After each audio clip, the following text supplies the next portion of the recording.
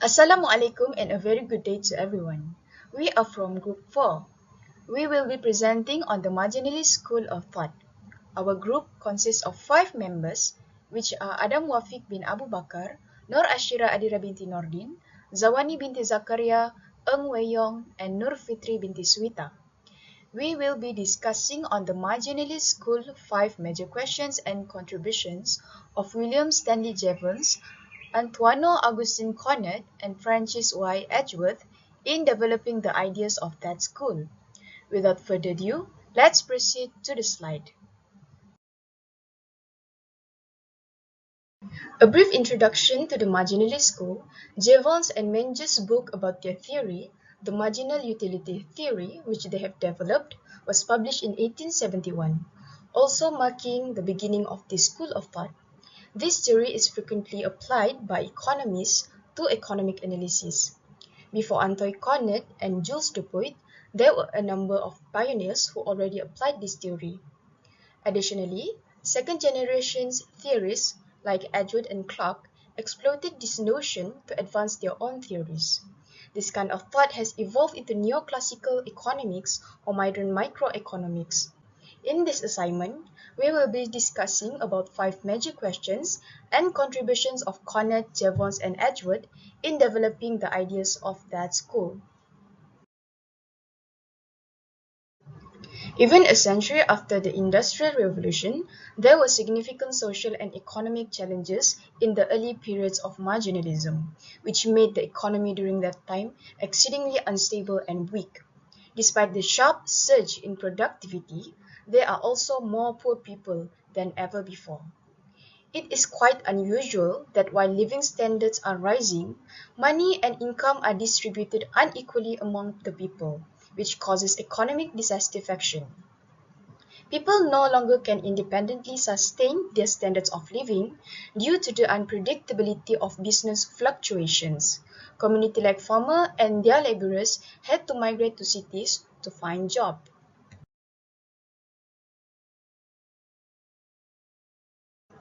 Workers get burdened by unsafe workplace conditions, including excessive hours and growing monopolistic power, which forces society to look for solutions outside of the scope of classical economic thinking. In order to solve these socio-economic issues, they have proposed 3 solutions, which is promoting socialism, supporting unionism, and calling for government intervention in the economy. As advocates of classic economic theory, the marginalists, however, are against all these strategies. They defended market distribution and allocation while criticizing government interference. They also criticized socialism and believed that discouraging labor unionism was harmful and ineffective. They hold that their approach is appropriate even if they acknowledge that the classical economy's value and distribution theories were flawed. A very good day to sir. My name is NURFITRI binti SUWITA. My matrix number is 2x7644. Right now I am going to continue the presentation with major tenets of the Marginalist school. So first, they focus on the margin. This school focuses its attention on the point of change where decisions are made, or in the other words, on the margin. The marginalist extended to all economics theory the marginal principle that David Ricardo of the classical school developed in his theory of rent. Secondly, rational economic behavior. The marginalists assume that people act rationally in balancing marginal benefits and marginal costs, pleasures and pain, and in balancing present against future needs. They also assume that purposeful behavior is normal and typical, and that random abnormalities will cancel each other out. The approach employed by the marginalists has its roots in the work of Jeremy Bentham, which is a utilitarianism, in that they assume that dominant drive of human action is to seek utility and avoid disutility, which is the negative utility. Number 3, which is the microeconomic emphasis. The individual person and firm take center stage in the marginalist drama. Instead of considering the aggregate economy or macroeconomics, the marginalists considered individual decision-making, market condition for a single type of good, the output of specific firms, and so forth. Number 4 is the marginalists rejected the historical method, which is the German historical school, in favor for the abstract and deductive approach pioneered by David Ricardo of the classical school. Ricardo began with basic premises and then used logic to deduce generalization. His tendency is to use restrictive assumption to bolster his arguments. The method of partial equilibrium analysis championed by many members of the marginalist school was useful for extracting from the complexity of the real world in order to better understand it. This ceteris paribus approach, which is allowing one variable at a time to change while holding all other variables temporarily constant, enabled the investigator to dissect complex phenomena one step at a time. The problems of the immensely complicated society with its countless variables was thereby simplified and penetrated in orderly and systematic manners. Number 5 is pure competition emphasis. The marginalists normally base their analysis on the assumption of pure competition. This is a world of small, individualistic, independent entrepreneurs, numerous buyers, many sellers, homogeneous product, uniform prices, and no advertising. No person or firm has enough economic power to influence market prices perceptibly. Individuals can adapt their own action to demand, supply, and price through the interaction of thousands of people. Number 6 is demand-oriented price theory. The classical economics emphasizes supply as a significant determinant of price, while the marginalists swung to the opposite extreme and emphasizes demand as a significant determinant of price. But the neoclassical school emphasizes both supply and demand as the significant determinant of price. Number 7 is emphasis on subjective utility. According to marginalists, demand depends on marginal utility, which is a subjective psychological phenomenon. Marginal utility is the additional utility a person receives from consuming an additional unit of a particular good. Marginal utility is the change in total utility divided by the change in the quantities consumed of the good. Number 8 is equilibrium approach. The marginalists believe that economic forces generally tend towards equilibrium, a balancing of opposing forces, which is the demand and supply. Whenever disturbance causes dislocation, new movement towards equilibrium will occur. Next, number 9 is merger of land with capital goods. The marginalists lump land and capital resources together in their analysis and spoke of interest, rent, and profits as being the return to property resources. This has its advantage analytically and also combated the conclusion drawn by some that land rent is unearned income and an unnecessary payment in order to ensure the use of land. However, marginalists generally couple the reward to the landowner with interest theory. Lastly is minimal government involvement. The marginalists continued the classical school's defense of minimal government involvement in the economy as the most desirable policy.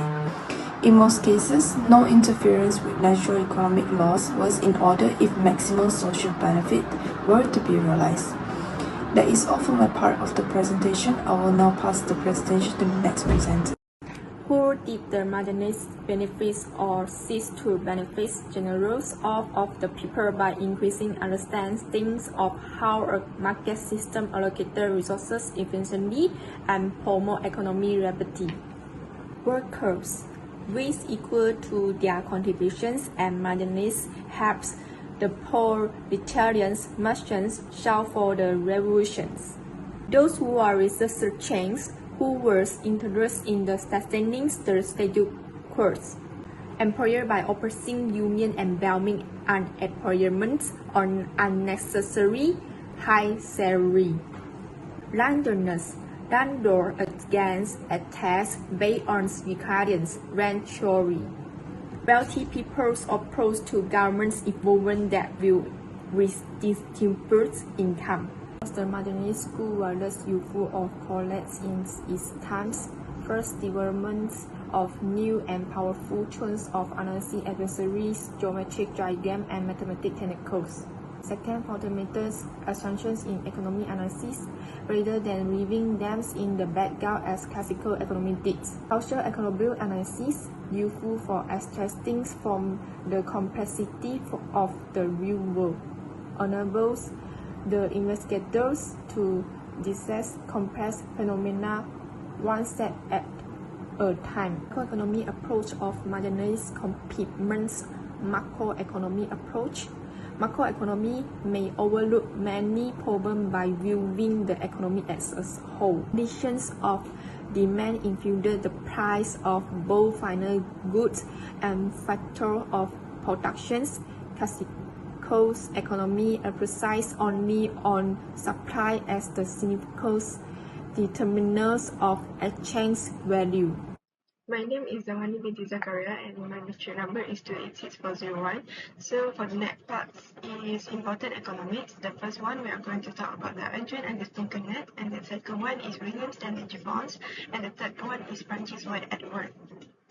The first one is Antoine Auguste Kenneth. He was born at France on 28 August 1801 at Gray and died on 31st March 1877 at the age of 75 years old. He is a French mathematician where he published treatises on mathematics, philosophy, and economics.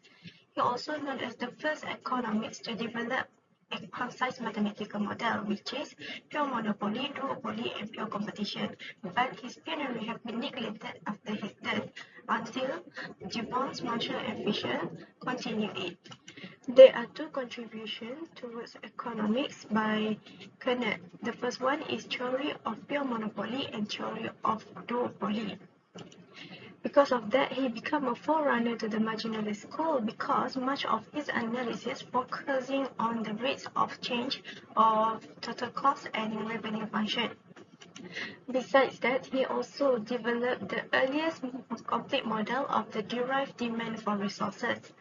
Next, we are going to go through theory of monopoly. So, Kenneth derived that a firm can maximize its profit by set a price at marginal revenue equal to marginal cost.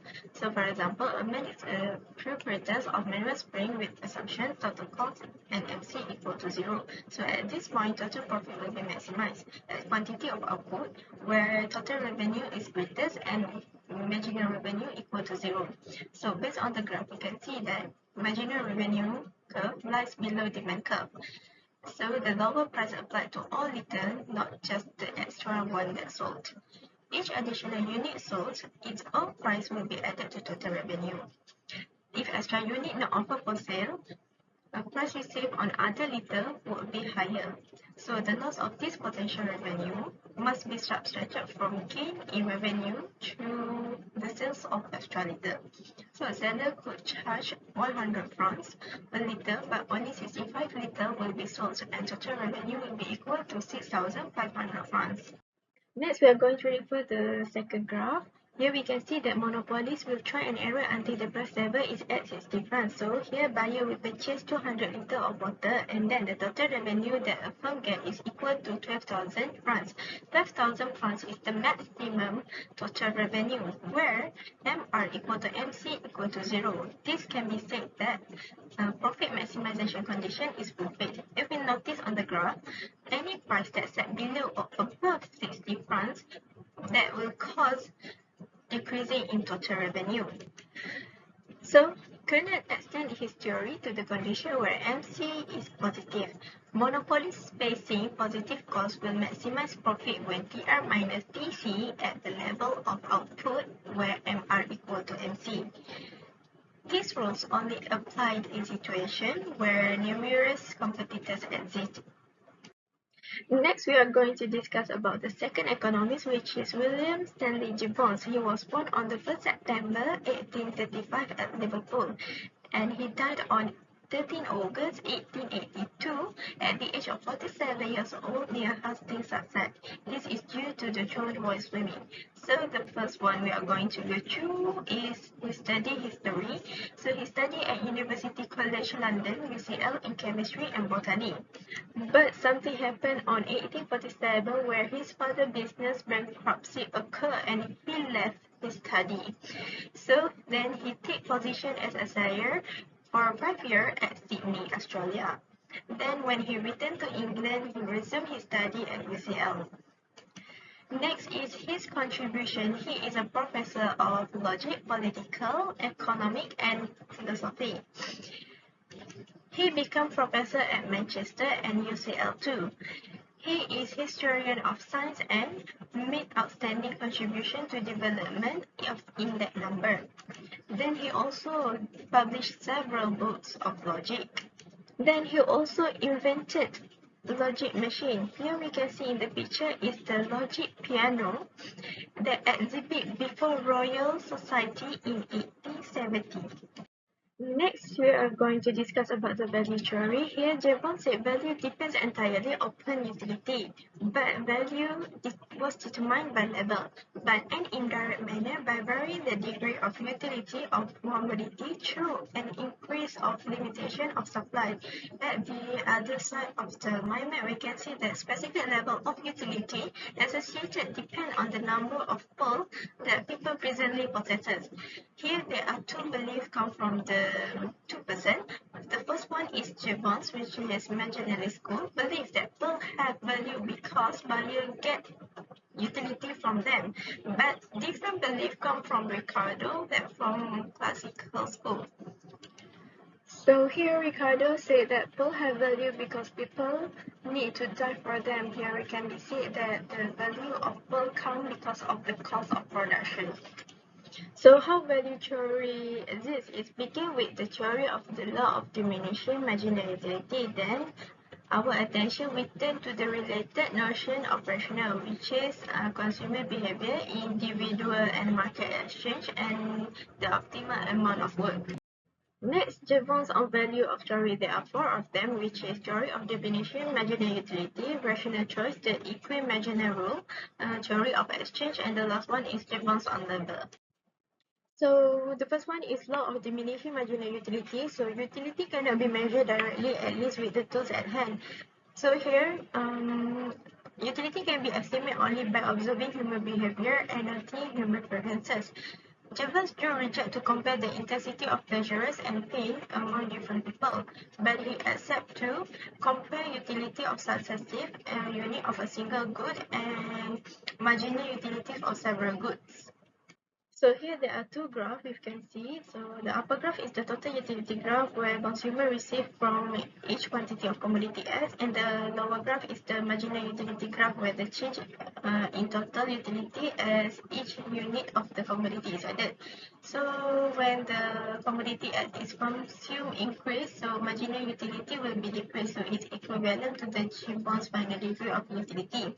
So there are three relationships between marginal utility and total utility. So the first one, when total utility increase, marginal utility will be positive.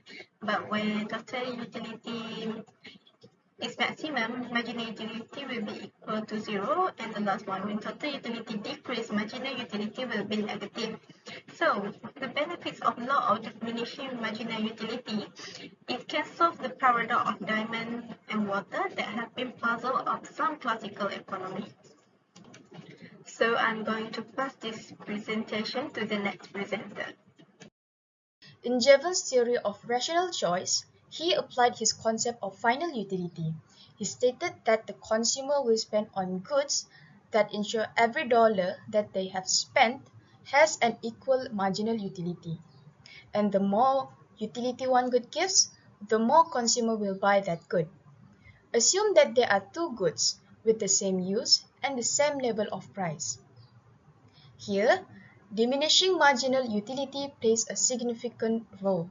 The rational consumer will buy more of X and less of other things if the marginal utility of X to its price is greater than that of other commodities. If more of X is acquired, its marginal utility will decrease. If fewer units of items like Y are consumed, their marginal utilities increase. The consumer's overall utility is maximized until the ratios of marginal utilities to the various prices of the commodities are equal.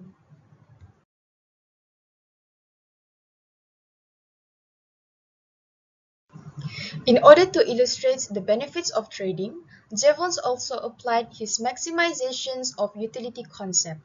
Consider, Jevons remarked, that one party has only an apple and the other only has a book. How will the exchange be beneficial for each party? The equi-marginal rule is utilized yet again.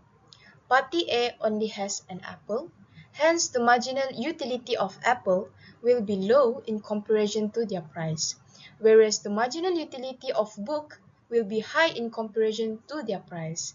In accordance with the equi-marginal rule, Party A will gain by obtaining book and giving up apple. Party B is in the same situation. The lost utility from sacrificing book will be less than the gain in utility from the apple gained.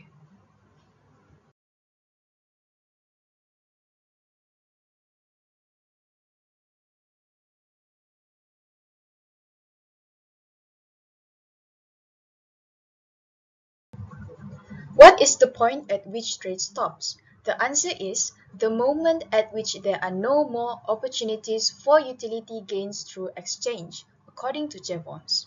More specifically, trading will stop when 10 books, for example, has the same utility as 10 pounds of apples and can be exchanged for 10 pounds of apple in the market. That is, each person will consume both goods up to the point where the 10 books have 10 times the marginal utility of the pound of apples. For example, 100 versus 10 units of marginal utility. If the price of 10 books is 10 times higher than the price of a pound of apple, for example, $10 versus $1. When the marginal utility of the two items, as seen by each trading partner, meets the ratio prices, for instance, 100 per 10 and $10 per $1, exchange will end. Remember that Jevons believed that utility determines exchange value. In one of his principles, he stated that cost of production determines supply, that supply determines final degree of utility, and that final degree of utility determines value. So why doesn't value consequently depend on cost of production? In his argument against the labor theory of value, Jevons said that labor itself has unequal value since there are infinite variations in its efficiency and quality. Additionally, he said that labor is a painful exertion that has a subjective psychological cost. To satisfy our wants with the least possible sum of labor is the core of economics. To do this, the worker must weigh the pain of working and pleasure of gaining earnings.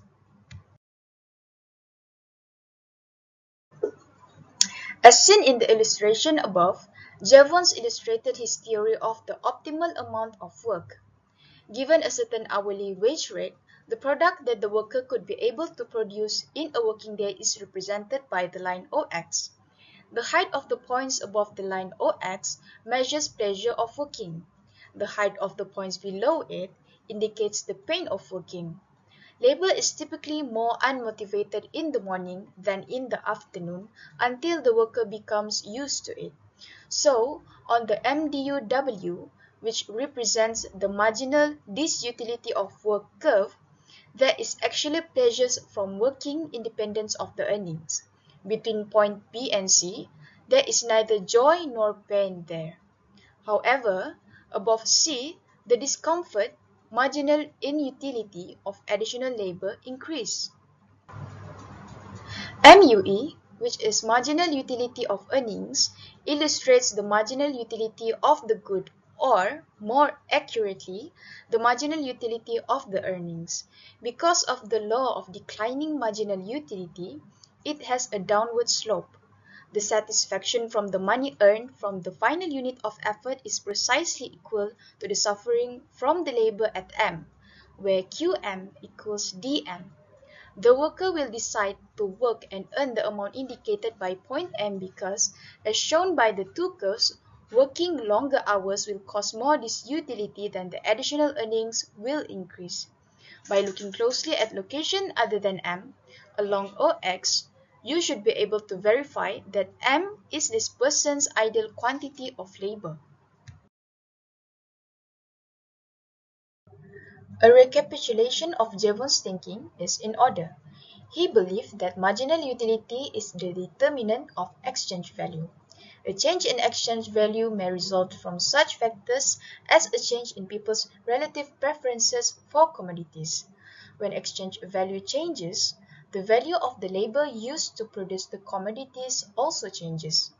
Changes in the value of labor in turn cause changes in the optimal amount of work as viewed by workers in various industries.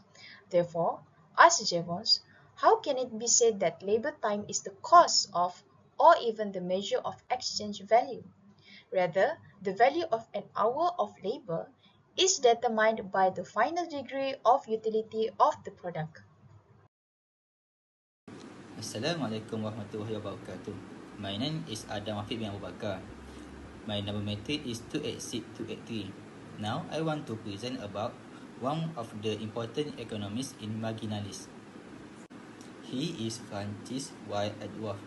He was born in 1845 in Ireland and died in 1926.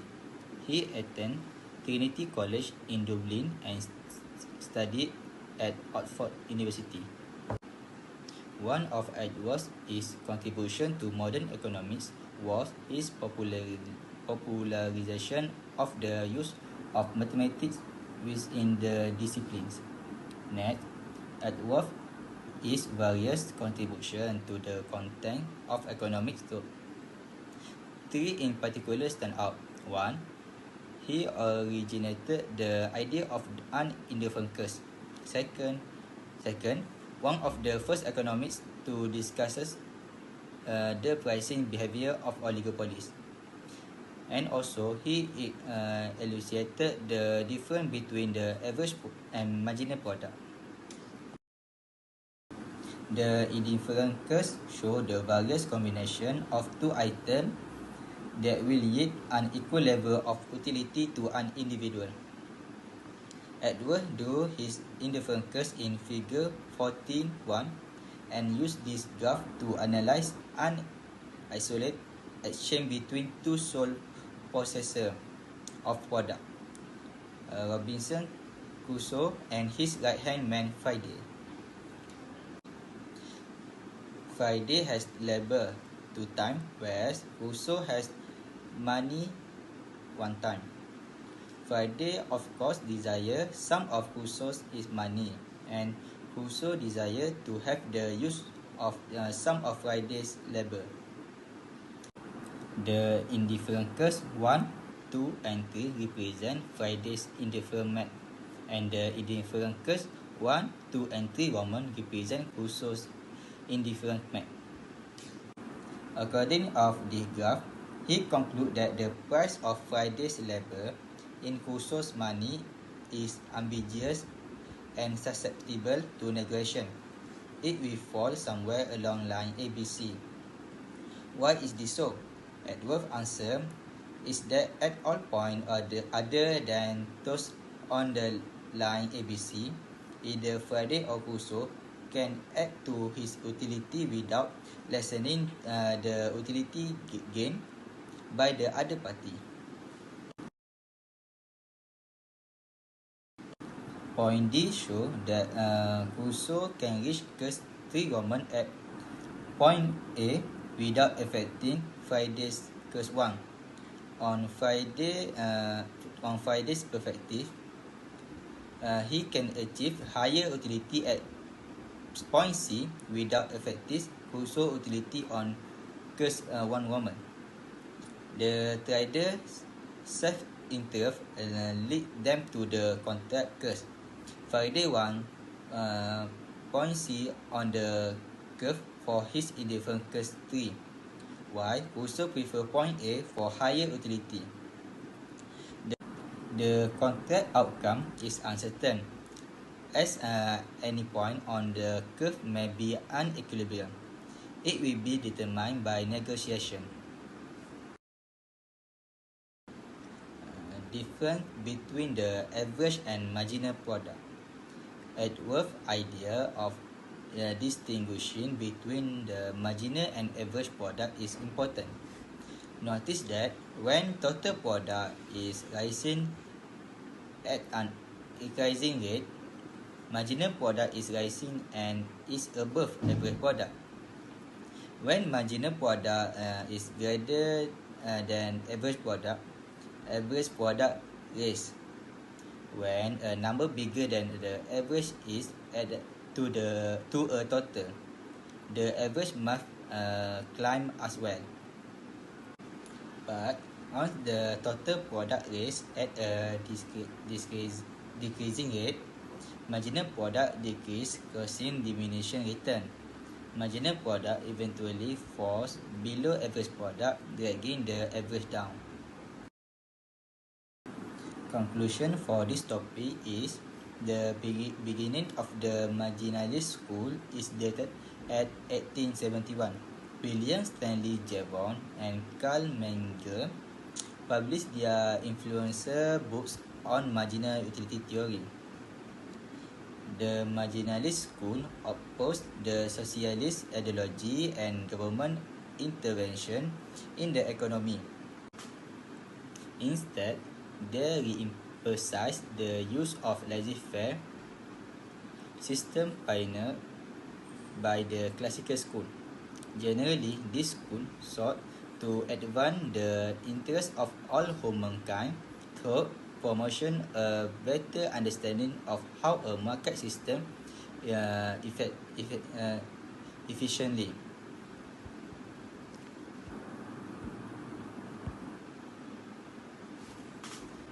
Instead, they emphasized the use of laissez-faire system pioneered by the classical school. Generally, this school sought to advance the interests of all humankind through promotion a better understanding of how a market system efficiently allocate resources and promote economic liberty. Although the marginalist school has its own weakness, many of their theories still can be found in contemporary textbooks on principles of economics and microeconomics. For example, Theory of Monopoly and Duopoly by Carnot, Theory of Value by Jevon, and Indifferent Curves and Exchange and Difference between Average and Marginal Product by Edward. Lastly, marginal analysis applied to the whole body of macroeconomic progress in mathematization of economics, only input to the new era of economic thinking. Neoclassical economics, starting in 1890s, which produced a complete and consistent new microeconomics theory. So, marginalism was only a transitory period between classical and neoclassical theory. So, marginalist was only a transitory period between classical and neoclassical school. That's all from our group. Thank you.